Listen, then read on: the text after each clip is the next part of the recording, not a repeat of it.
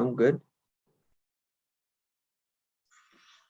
All right, so Jack, it's been a little while since we last spoke. I know you're in Mhm. training for your upcoming fight.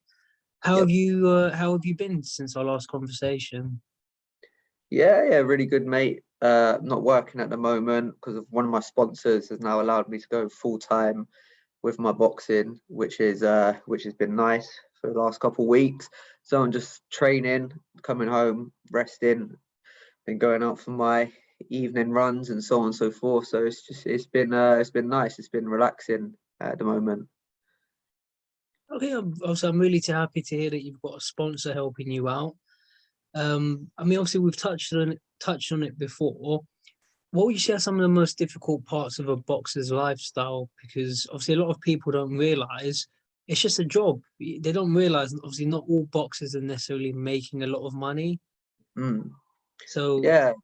So obviously working and boxing is incredibly hard to do on its own. The top superstars, they have it really nice and easy compared to the ones at the small hall level. We've got to work a full-time job, and then after our job we got to go training, and after our training we've got to go for a run afterwards, and then around that we've got to fit selling tickets around that, which is horrible. Then around that we've got to fit dieting and making weight, and like is when you put it all together, it's quite stressful, especially ticket sales. That's probably the thing I hate the most. Because I've been when I first started off, I wasn't really a massive ticket seller, and it was a real struggle to sell tickets, to push tickets, to get people to buy them. You get 100 people telling you they're going to come, and then the same 100 people are going to let you down like a couple of weeks beforehand.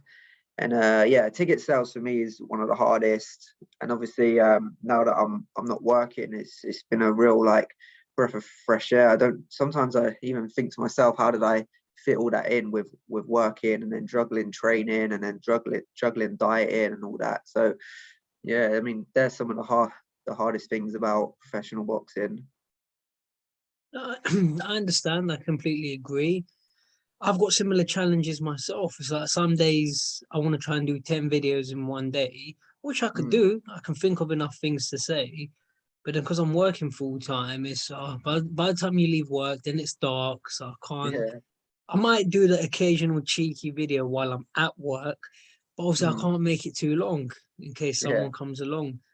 But would you say, in terms of where you are now, you're about to fight for the Southern Area title, and obviously you and me have spoken a lot of times, and in the time I've known you, I've changed a lot as well. I've started becoming a lot more rational, where you have to see a goal in mind, even if you're going through a lot of difficulties. Okay, I'll give you a quick example of what I mean. I used to be the case where I didn't really want to do all these little videos. I just wanted to try and get the big ones. Mm, But 10 years ago, it was a lot easier for me to get access to the David Hayes, the Tyson Fury. Like I was in the gym with these people. These days, it's not so easy because my channel is very small. But now I've changed where I'm more willing to do the smaller videos, doing post fight videos, talking about things to try and work my way up. So, what I'm trying to say to you, also, I know you've been through a lot, but you're about to fight for a Southern Area title. So is that something that's sort of making you happy? You realize it's worth it. You can see the progress. yeah, of course. I mean, starting at the no one ever really wants to start at the bottom, do they? But that's just life. Like you've got to start at the bottom and you've got to work your way up. And then, for instance, like yourself, where I know before you was quite well known in boxing, and you said it was easy for you to get access. But when you take time off, people tend to forget. People have a short attention span, and they tend to forget about you. And then when you want to start back up again, you've got to start from the bottom. So I've done all that. I went to Southern Area level. I retired. I've come back. I had to I couldn't jump straight back into title fights. I had to come back and start at the bottom again and work my way up. And I've worked my way back up into the title fight again. This is just part of life. It's just you got to take baby steps to get to the end goal. And then once I win the Southern Area title, hopefully I can start to push on and I can fight for bigger titles like English, Commonwealth, British, so on and so forth. So, but yeah, it's making me happy. This is kind of all I've really wanted out of boxing, was to win some kind of prestigious title, and I'm knocking on the doorstep of that now. My fight's only 7 weeks away, and yeah, and I'm sure in 7 weeks' time I'm gonna achieve my dream of what I wanted to achieve in boxing. Yeah, obviously, I'm happy for you, and something I can explain very well. See, a lot of people, like Steve Goodwin explains, a lot of people make fake promises in boxing. And something I would say, as I get to know fighters, I'm very bright. There's things I can explain. Mm, I can make you more famous to a degree. Like, so like take people like Coogan and so on. The thing is, there's what I call cheap views. So like, if you go on those mm, channels, because they're so big, you are going to get a lot of views. But at the same time, you need to actually progress in your ability, because otherwise it's not really going to go anywhere. Like Prince Patel fizzled out. So what I'm trying to get at, my advice, so long as you win the Southern area, which I believe you can, that's what's going to elevate you, because now people are going to know who you are. Now you're a Southern area champion. So have you thought about, I don't mean to get you too ahead of things, but have you thought about how things are going to change for you? So long as you win that fight, have you thought about the next step, things like that?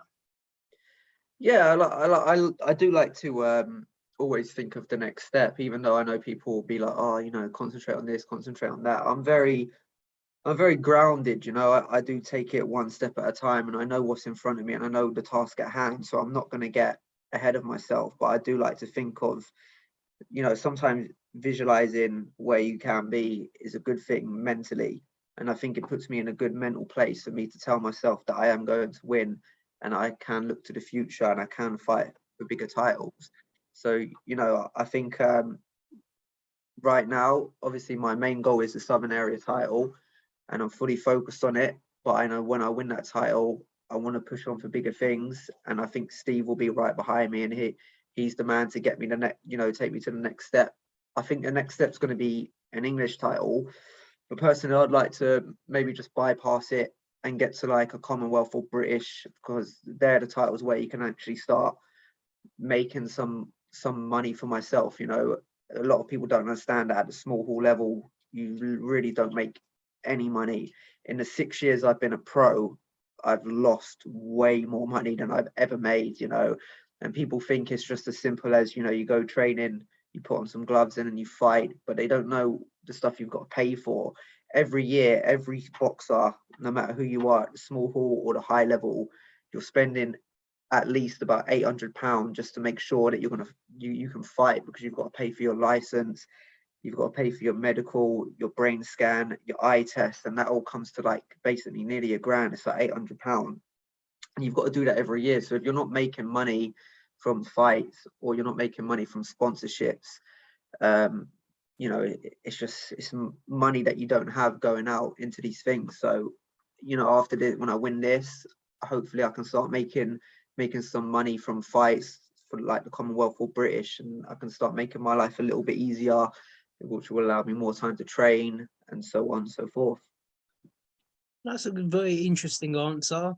To be honest, I don't like the question. I think I could have phrased it better, but you gave a great answer anyway. When you mention people, when people say stuff like shouldn't get too far ahead, or even myself, not that I'm not trying to make it about myself, but where people have dissed me before my own videos and you've said to me, oh, don't worry about it, Michael. The thing is, if you know me, like I'm very chill. It doesn't matter to me. Everyone's entitled to their opinion. If you don't like me, it's cool. But going back to you, when people tell you things, the way I look at it, personally, I don't really care what anyone's got to say, especially if I don't know you. If you're people online, I don't know if you're a 10-year-old kid trying to sound tough on the internet. Yeah. If I know you and I meet you face to face, like a Jack Hughes or Steve Goodwin or an Eddie Hutton, I'm not saying you Mm, have to be famous. You could just be an average person. You could just be another boxing fan. But if it's face to face, I can talk to you, I can listen to your opinion, and I can explain things to you. I can give you a realistic. So like, let's just say someone said to me, Michael, yeah, you should jump on a plane tomorrow, go and spar Canelo. Yeah, Canelo's going to get me massive views, of course he will, but he's not really going to spar me, as an mm, example. So it's whether you're talking sense or not. So what I'm trying to say to you, how do you feel when people tell you things, whether it's fans or people in boxing? Does it have an effect? Does it distract you? How do you sort of respond? No, it doesn't. It doesn't affect me at all because at the end of the day, everyone's going to have an opinion. And I've come to realize that a lot of people that will be like, oh, don't do this, don't do that, or you shouldn't do this, or so on and so forth. Are just, it's just kind of like a reflection on themselves if they're ever talking in a negative way about someone, because a lot of people don't have the balls to do what I do at the end of the day. And a lot of people have never been in my position, and they've never been in my shoes. They've never had to get up at 4 a.m, go to do a work shift, come back home, travel 2 hours down to my gym, train for an hour, travel 2 hours back, get home, eat, go outside to the track and run 3 6 mile, then come home, rest, get up the next day, do the same thing again, spar, travel all around London to get top sparring in, diet, make weight. People have never been in this position. It does take a real kind of special character to do, to be a professional fighter. And when you hear people talking rubbish, they would never have the balls or the willingness or the heart or the guts to do anything that I do or anything that any other professional boxer does. So people's opinions mean nothing.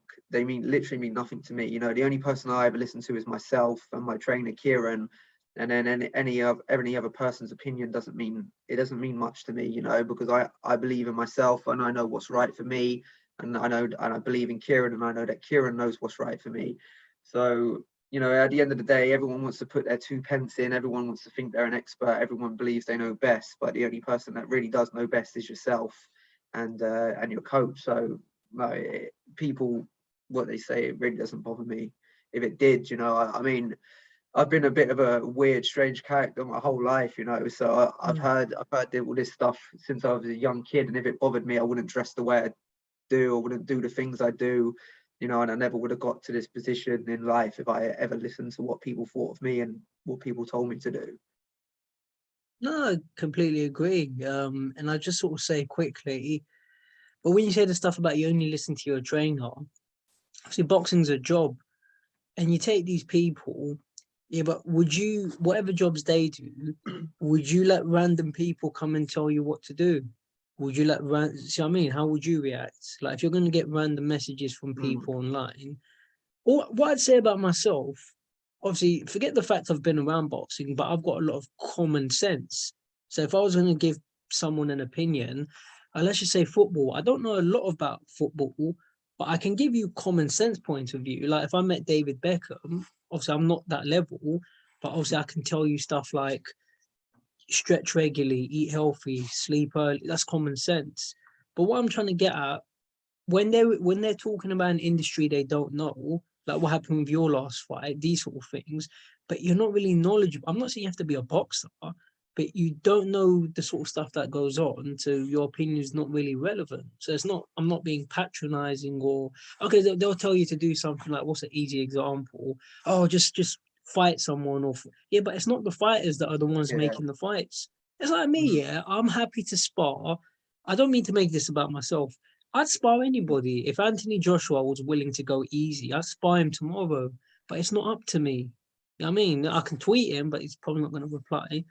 So that's what I'm saying about you. It's not, they're not knowledgeable. You're not my trainer, and I don't know you. So it is what it is. That's why I look at it. But speaking of AJ, have you seen the whole sort of situation about the 15 million? I've seen bits and pieces of it. I heard that he got offered 15 million to step aside, and I heard he took it. And then I see him post a video the other day saying that I don't know where anyone's heard this from. It's not true. And if I haven't said it, don't listen. But yeah, so that's the last I've heard of it. Has anything else come up since then? But I can tell you, but this is what I'm talking about. As soon as it got mentioned, I knew straight away it's got to be fake. 15 million is too much. No, who's going to offer you 15 million to step aside? And where's the money coming from? Because if you're saying AJ steps aside, Fury fights Usyk, yeah, but Usyk doesn't even speak English. If Usyk walked down the high street in London, I'm not saying nobody will recognize him, but he's not that famous. So I'm saying the fight's not going to generate. Where's the 15 million coming from? It's not going to generate enough money. So I knew straight away it's fake offer. And even if the fight does generate like, I don't, what, 15 million? Well, you think Fury and Usyk are going to agree to give Joshua that much? Yeah. That's just fake news. I knew, like, well, Donald Trump says it a lot, fake news. And this Mm. is what I'm saying, where a lot of people actually ran with it and they thought it was true. And yeah, but I knew straight away. AJ said it. He said, "Well, I haven't done any interviews. Where are people getting this from?" Mm. But enough about that anyway. What fights would you like to see in boxing? Because there's been fights getting announced. Do you know what? There's actually been quite a couple good fights getting announced recently. Off the top of my head, I can't really think of them, but I remember when Matchroom pulled up their whole thing in the calendar of the year. There's been loads of good fights mentioned. Um, but obviously one I would like to see would be Fury U6 for all the belts would be obviously a standard one. I think Sonny Edwards versus Martinez down at flyweight is an amazing fight. I think they're the two best fighters at that weight at the moment. And sure, Sonny Edwards probably wants to get some payback after what he did to his brother when he hit him on the floor and so on and so forth. So I think that would be a great fight for the lower weights. Warrington and Lara Free, I think would be a good fight if Warrington could win, beat Kiko Martinez. I think that should be the fight made next. And I think personally, Lara does deserve it, seeing as he beat him and then he fought him again and got the technical draw. But yeah, there are a couple good ones. I'd like to see all the kings of the lightweight division fight each other. Lomachenko versus Devin Haney, I think needs to happen. Sorry, not Lomachenko. Camboros Tank? versus Devin Haney. No, Oh, Camboros. okay. Yeah. Yeah, Camboros versus Devin Haney for all the belts. And then I'd like to see Lomachenko fight the winner of that. And then, I'd just like to see them all come together. Lopez, Tank, Lomachenko, Haney, and Gamboros. They're the five kings of the lightweight division. I'd like to see them all fight each other to see who the true king of the division is. But they're some fights that I would like to see. As someone who's in the sport, as someone who's in the industry, can you explain to people why do a lot of these fights not happen? Because I'll give you a quick story, and I'm not trying to show off, but when Devin Haney was 14, I sparred him. I was 21. I was a random guy from London, 21-year-old, and this kid's 14. And he was up, he sparred me. And listen, out of all the people I've ever, I'd say Devin Haney. I'm not trying to show off, but I'd say he's the most talented person I've ever sparred. I say he's more talented than people like O'Hara Davies. Now, the point I'm trying to make, I think I'm entitled to say it, but this kid, when he was 14, he was happy to jump in with a 21-year-old guy. So this is what I'm trying to say. When fighters say fighters are scared of you, well, scared of what? He's been punching bags and pads and hitting people for over a decade or however long, even longer. So I'm not. You're not going to tell me they're scared of each other. But you as a fighter, can you explain to us why do a lot of fights not happen? There could be. I mean, there's so many reasons. Like it could be the promotional team. The two promotional teams don't work well together, so they might not be able to see eye to eye to sit down and talk business. It could be something to do with money. It could be the certain bodies like the WBC, WBO, like some of their regulations, and that brings people not being able to fight. Then there is just sometimes people just don't want to fight certain people. Like I think Floyd Mayweather changed the game, and sometimes I think he changed it for the worse than he did for the good. There's the whole thing now about, I don't really understand it, but everyone kind of like idolizes people that have, that are like 13-0, 20-0, and 30-0, 40-0, and so on and so forth. And they talk about them like they're gods. And then the second they lose, everyone just forgets about them, and their market price goes down. So people nowadays want to protect their O, and they don't want to take risky fights and fight the best. They just want to fight mediocre fighters to keep pushing their resume, because 9 out of 10 boxing fans are just casual, so they don't really get the sport. It's like people talk about like Conor Benn, that he's like a god, but really, who's Conor Benn ever fought? And it's all about just marketing and protecting his O. like the true boxing fans know that he should be, you know, we're calling for Ben Avanesian, but that fight will probably never happen because it's too much of a risk. You know, it's not good for marketing for Ben if he takes that fight. If he wins, a lot of people don't know who Avanesian is, so it's like high risk, low reward from the casual fans, but from the true boxing fans, we know that that's a great fight and that's a fight we want to see. But then Eddie Hearn's looking at that like, oh, that's not necessarily a great fight for us. We're on the board of a world title fight. Why take a risky fight with Avanesian when we can get an easier fight, someone for you could just walk over and then get your world title fight? And that's the way what it is with boxing. It's all about it's all about marketing yourself and protecting your O and what's the right move and what's the wrong move. And that's why a lot of great fights never get made anymore. And a part of that, the whole marketing thing, I think was a big influence on like Floyd Mayweather's career and what he did about, oh, I'm 30-0. Oh, now I'm 40-0. Oh, now I'm 50-0. I'm the greatest of all time, 50-0. No one's ever been 50-0 and retired. And like, and I just don't get it. And now that's the whole thing with boxing. You know, the fans, Floyd Mayweather kind of ruined it, but the fans kind of ruined it for themselves because they brought into the whole hype of the, you know, protect your O kind of thing. And that is why a lot of fights don't get made nowadays. No, it's a very detailed and excellent answer.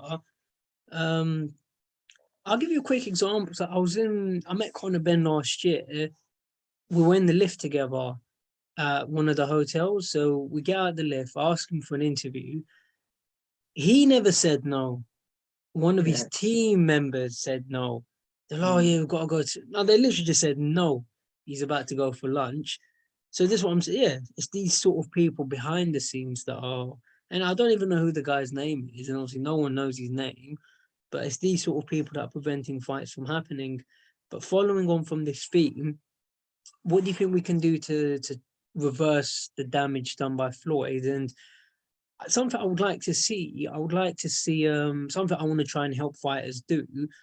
I want to see more fighters in media because a lot of people, like I think Gareth A. Davies is the one that said he's the one that started the AJ $15 million thing.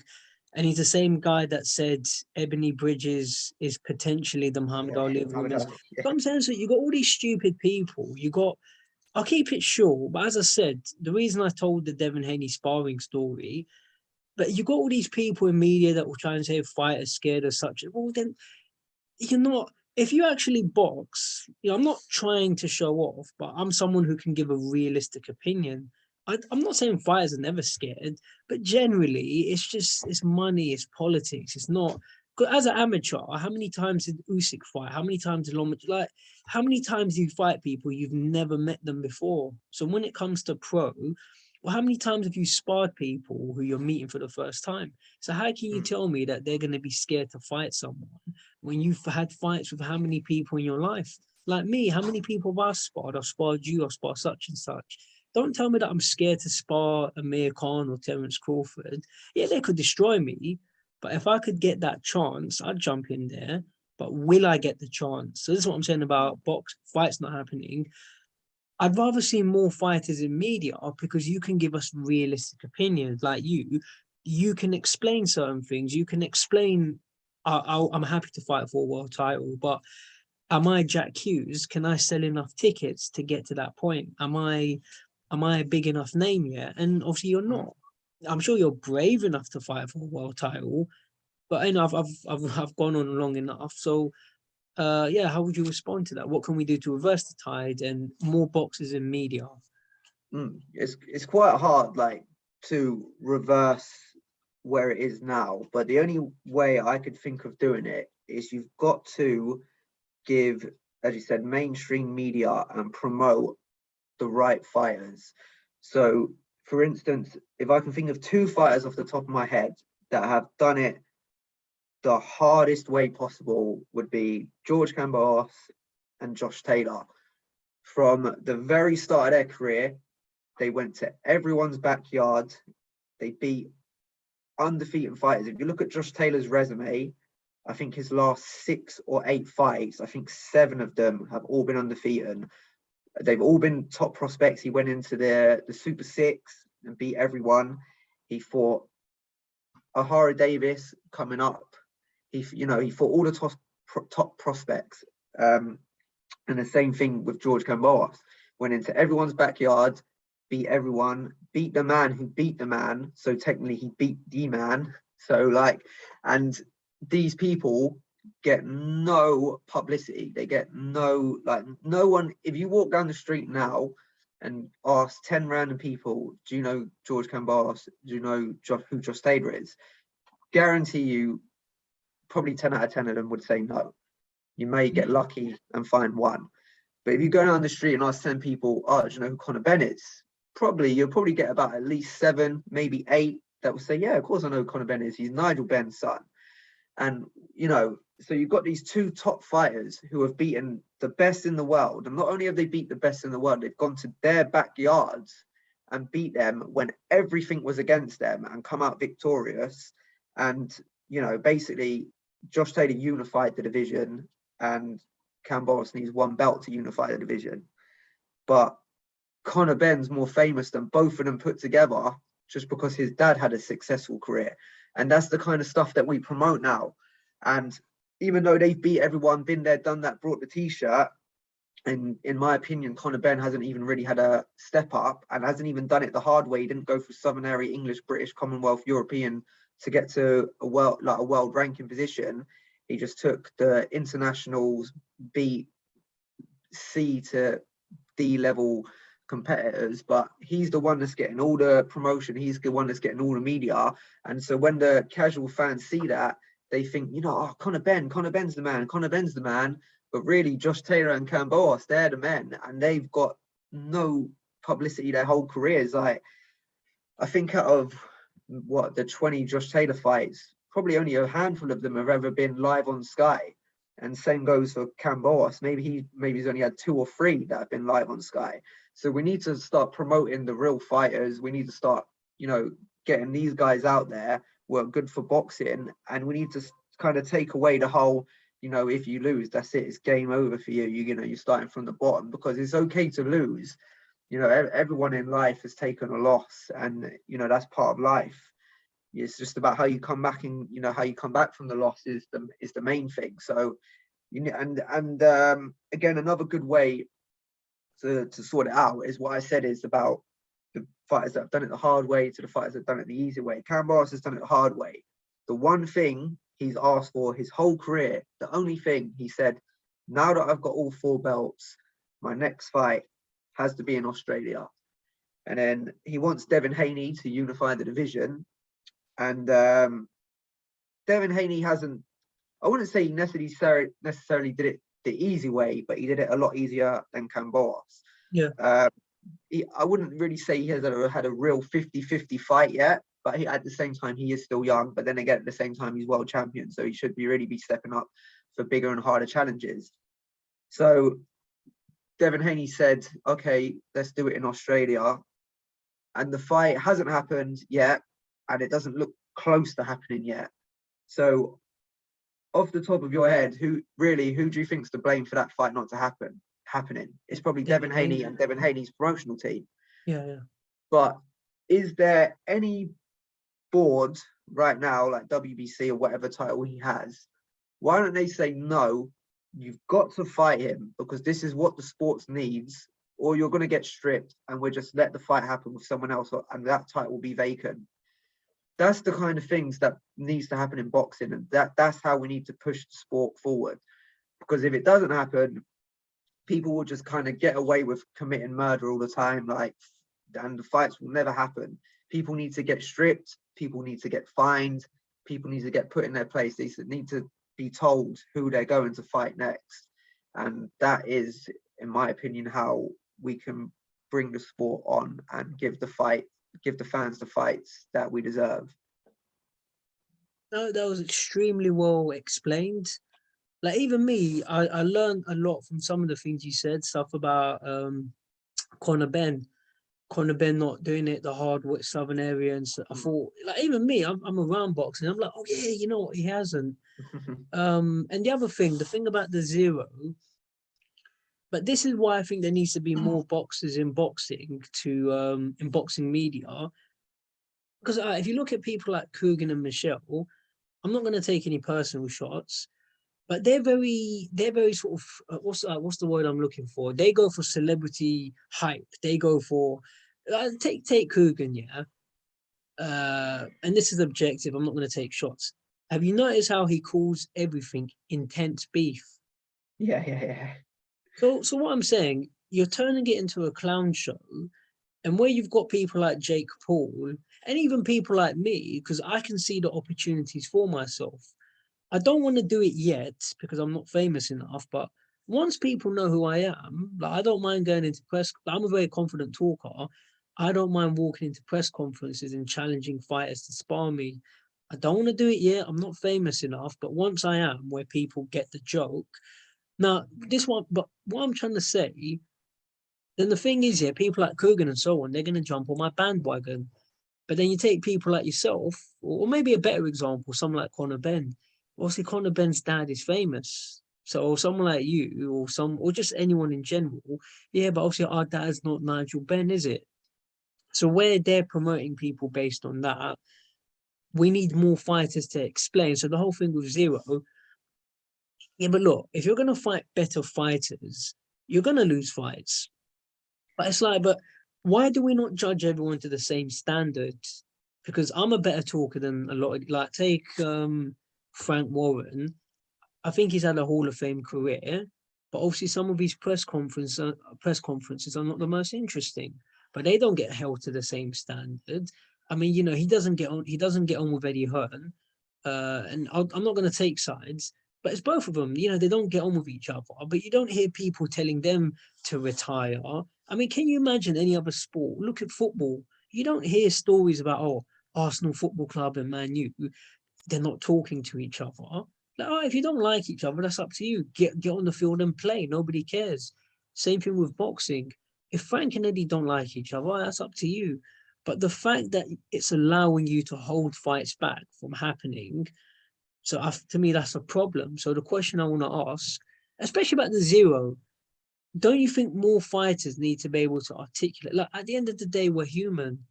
Like, like, if you're gonna take, like, I've sparred you before, you're a much smaller man, but you're much more experienced. And when we spar, you dominate me quite easily. I'm not gonna lie. I'm not gonna pretend otherwise. So if you're gonna fight someone, at some point you're gonna lose fights. So do you think that's a problem in boxing where people don't seem to be getting that concept? Yeah, of course it is. But this is the thing, like, I'm trying to think of how I can word this now. Like, but Shall people will I, shall I just, say it one more time? Because I just think, because I'm going all over the place. yeah, What I'm trying to say, it's very unrealistic because when you're trying to give this impression that if you lose, you can't fight. If I give you a quick example, if you take Katie Taylor, I'm a much better public speaker than her, even though I mm, haven't had the same level of interviews. But there's nothing wrong with that. Nobody's going to laugh at her and say she's stupid. There's nothing wrong with the fact she's not much of a talker. But why is it if you lose one fight, oh, you're rubbish, you're this and yeah, but you're going to lose fights. We're human. You've never tripped on the pavement. You've never accidentally dropped your keys.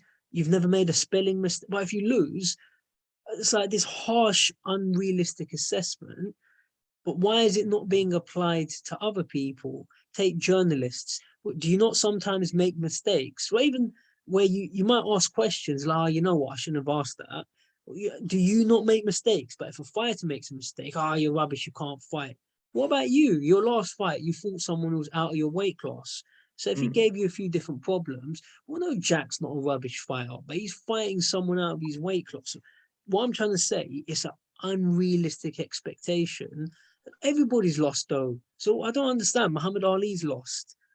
So when they're trying to ask all fighters, you have to be 50-0.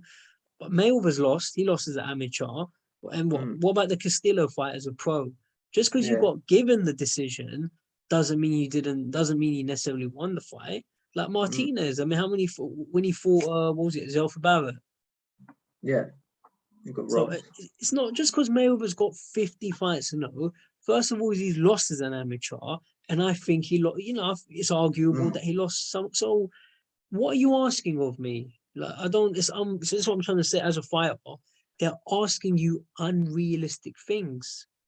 You know, how can you? Mm. I know I'm going all over the place.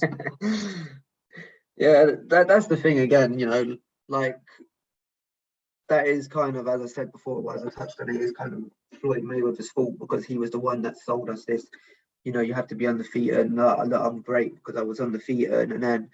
And people kind of, you know, whatever they see on TV, they just buy into it straight away. You know, Yeah. if it's someone's on the TV talking about it, it's gospel, as you know, as far as nowadays go. So because in boxing, the main man in the public eye was Floyd Mayweather at the time, and he was selling this whole, you know, I'm undefeated, so I'm great. And then, you know, marketing the undefeated t-shirts, the Ricky Hatton Mayweather fight was classed as, you know, undefeated, so on and so forth. Because that gets marketed and sold to people, that's then what people tend to believe.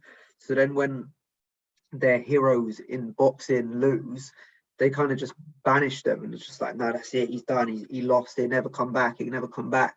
But because, you know, like in sports like football, you play I think it's 38 games a season. So and you play every week. So obviously, you know, you are going to lose if that's how much you're playing and so on and so forth. So in the public eye, you know, that they expect their team to lose at some point. But because Floyd Mayweather has sold it to the public that, you know, the greats never lose, that's now in everyone's mind, and that's the perception that people have of the sport. And again, as I said, you know, most boxing fans are casual fans. So it's mainly the casual fans that have this concept. Like the real boxing fans, you know, will stick by most fighters no matter what. But people in general, people they're just funny like that, you know. Even if you use football fans, for instance, someone like Joey Barton, I don't know if you know who Joey Barton is, I but know. yeah, he was like, you know, he's like a bad boy of football. So so for instance, say he plays for Newcastle, which he did, but just say he's playing for Newcastle, all the other fans will slag him off. That not Newcastle fans, the Newcastle fans will love him. But just say like Chelsea are always slagging him off. Next minute Chelsea will sign him. He'll play a couple of games for Chelsea, and next minute he's a Chelsea hero, and then all the Chelsea fans love him. So you know, people they're just like fickle, if that's the word I'm using. Like they Yeah, just yeah. then the like whatever gets sold to them or whatever gets marketed to them, they love it, you know, and that's just how it works. And it's a bad concept that boxing's in to think like that, but that's just the way it is right now. And as I said, how I think we can change it, what I spoke about earlier, I think that's the best way to change it. But right now, that's kind of the circumstances that we're in as boxers. Okay. Well, do you? But what? See, what I was trying to get at though. Do you see that changing? How do we? Can we as can yourself as a fighter like? Can we start educating people and just saying like think? But as I say, but it's a delusional. Let's just say Mayweather. Yeah, but Mayweather's lost fights as an amateur, and I feel that he's lost as a pro. So it's not. It's a make believe fantasy. You know, you watch Superman, you watch Batman. Look, Batman's fun to watch, but Batman's unrealistic because okay, so he works full time and then he's all night he's fighting. He's up all night fighting. He doesn't use guns, and he's gonna take on bunches of men with no guns. Yeah, I don't listen. If I do a hard sparring session, I need my I go to sleep straight away when I go home. It's like, you Mm. know, what athlete, no one in the history of this planet has ever been able to, because what Batman, you're talking about a man who's a like an Olympic level athlete. I Mm. mean, you as a boxer, you know how hard it is to maintain your boxing and work at the same time. But it's like it's not it's not realistic to expect Batman in real life. This is what I'm trying to say. So when you Mm. look at fighters, you're gonna fight, you're gonna lose fights. If you fight people that are more experienced or bigger and stronger, how do we go about educating people on this? Because like you're asking us unrealistic things. Like that's what I'm trying to say.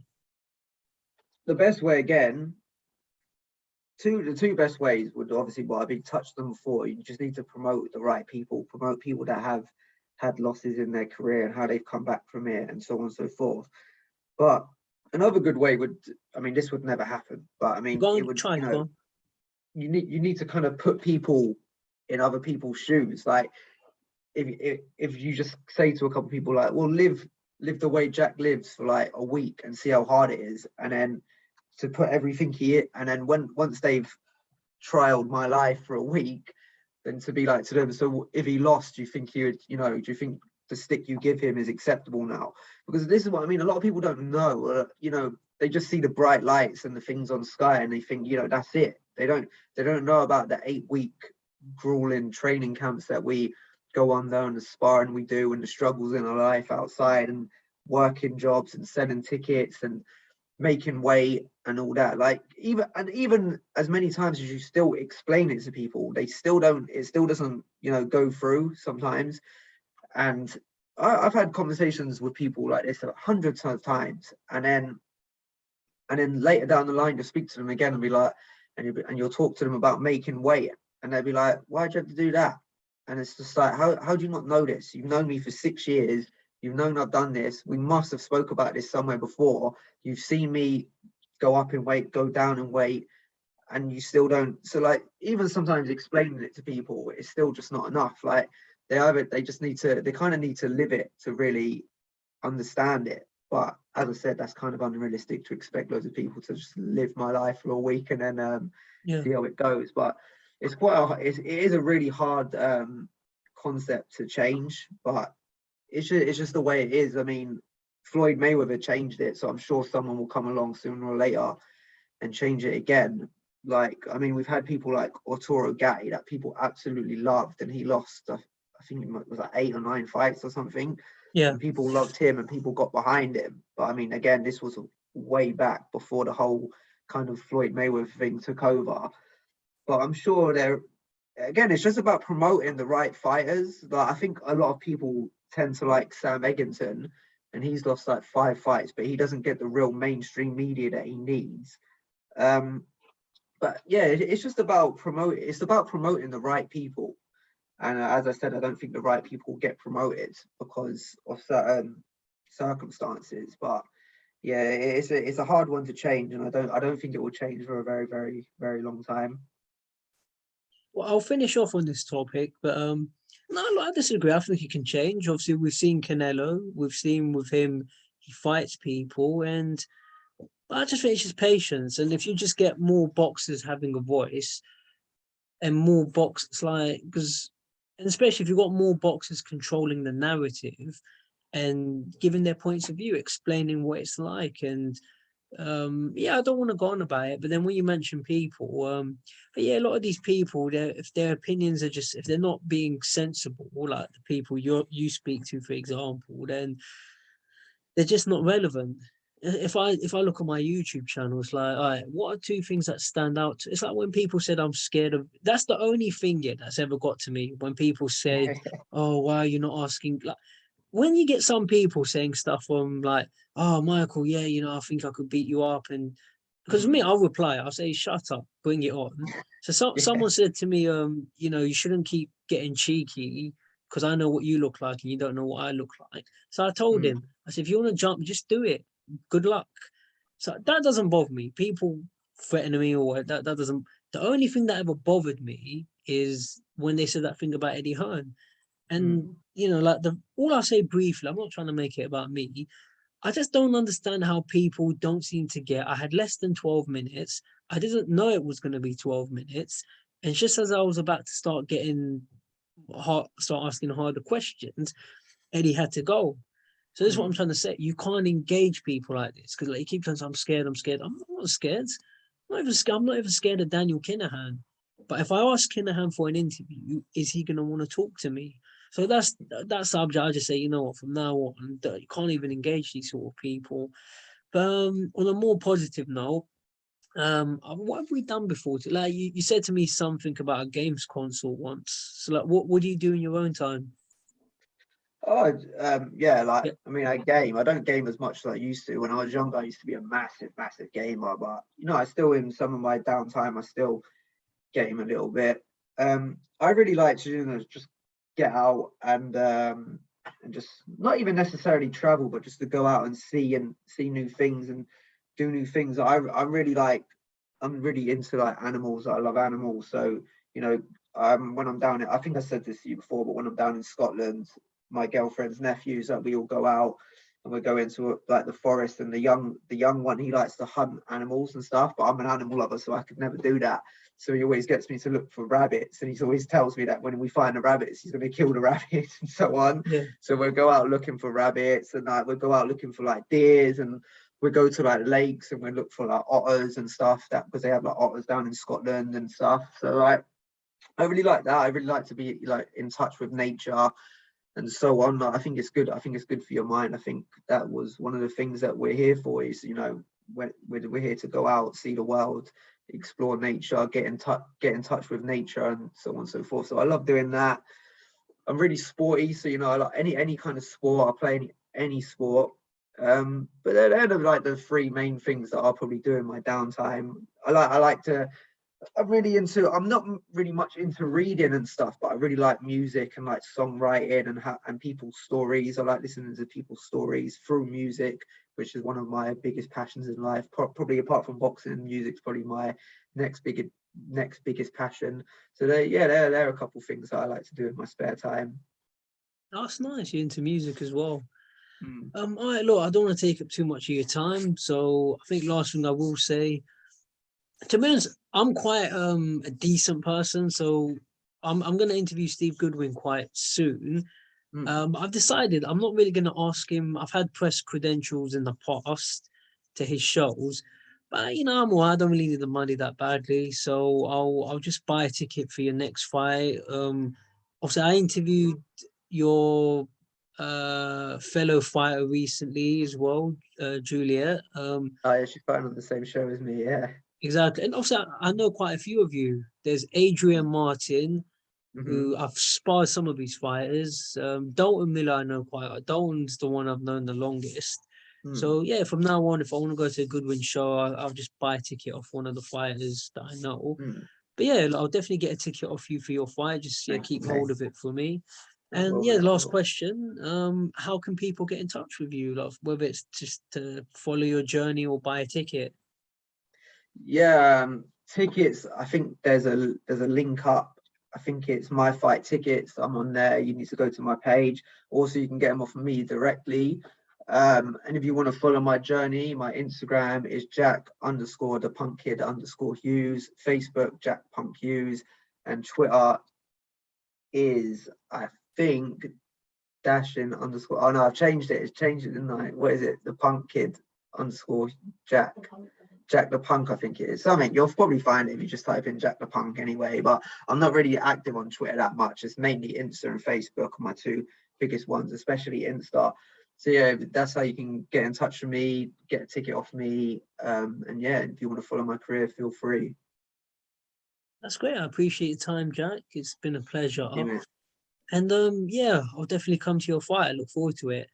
Thank you, mate. Appreciate it. No problem. Have a nice evening. You too, mate.